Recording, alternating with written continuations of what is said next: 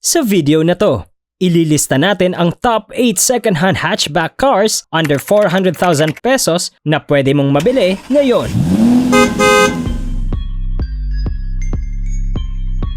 Number 8.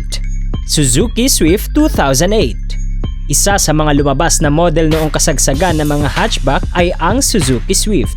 Hindi naman lingid sa kaalaman ng karamihan na maraming model ng Suzuki Swift ang inilabas noong taong 2004 hanggang 2010. Pero hindi papatalo ang version 2008. Ang Suzuki Swift 2008 ay may tinatawag na 3-engine displacement option na may inline 4 DOHC engines o dual overhead cam engines.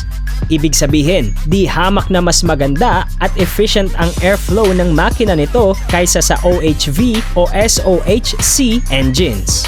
Pwede kang mamili sa 1.2 liter, 1.3 liter at 1.5 liter engines na may horsepower na 90, 91 at 110.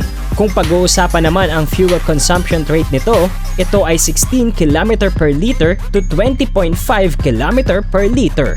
Hindi rin mawawala ang mga dagdag features nito tulad ng CD playback, central locking, dual airbags, power windows, power steering at air conditioning. Dahil tinaguri ang the most fun car to drive, ang Suzuki Swift sa Japan, tiyak na magugustuhan mo rin ito.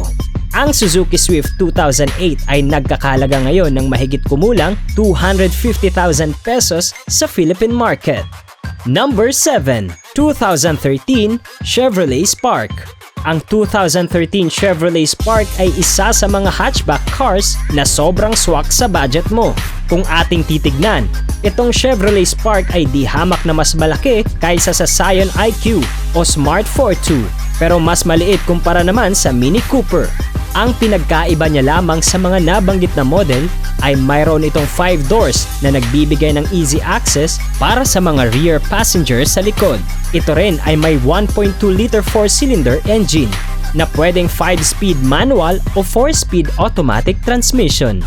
Ang model na ito ng Chevrolet ay ideal para sa pang-araw-araw na pagko-commute at road trip dahil sa 32 miles per gallon city displacement nito. Bukod sa nakakamangha nitong performance, meron din itong 10 airbags, power windows at auxiliary audio input jack. Ang 2LT model ng Spark ay may 15-inch aluminum wheels, heated seats, cruise control at remote keyless entry. Ang 2013 Chevrolet Spark ay nagkakahalaga ngayon ng mahigit kumulang 230,000 pesos sa Philippine market.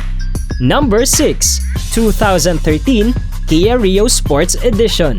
Ang Euro-inspired look na Kia Rio Sports Edition ay may parehas na sedan at hatchback na model.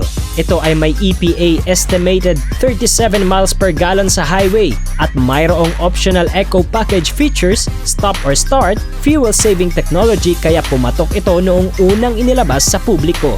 Itong 5-door car na ito ay mayroon ding VSM safety system na may kakayahang magbigay ng automatic steering corrections. Isa din sa minahal ng mga car enthusiast dito ay ang 7-inch screen for navigation ng model na ito. Sa isang banda, mayroon itong 1.6 liter 4-cylinder engine na nagbibigay ng maganda, malinis at smooth na performance.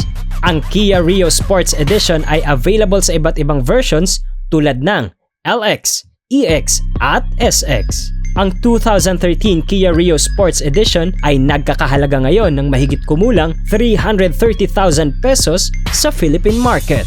Number 5. Honda Brio 2015.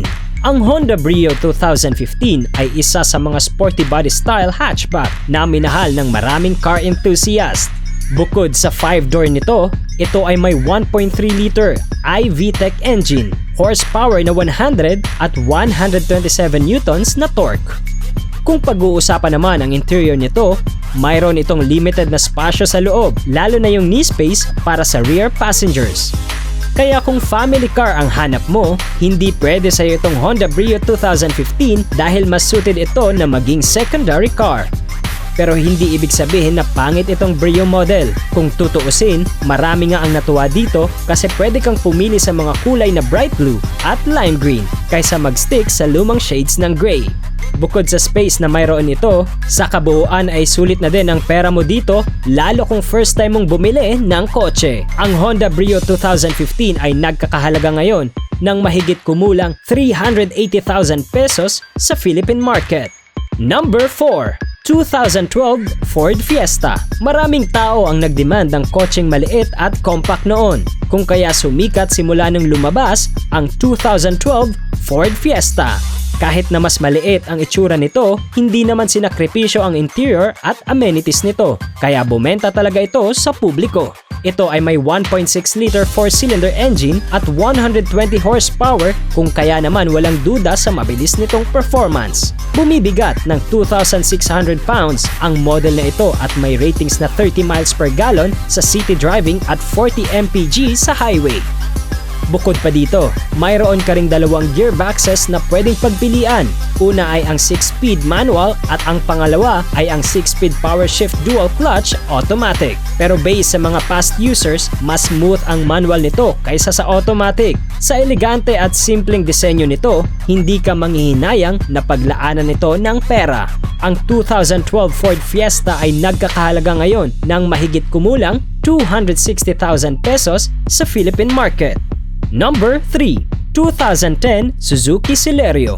Noong 2009, inilabas ng Suzuki ang kanilang Celerio bilang isang minicar offering. Kung mapapansin, ang disenyo nito ay pangmodernong hatchback na, kahit itinuturing lang na minicar ito. Dahil nga maliit lang, expected din na magaan lang ito, pero hindi naman papatalo ang standard 1.0-liter 4-cylinder engine nito.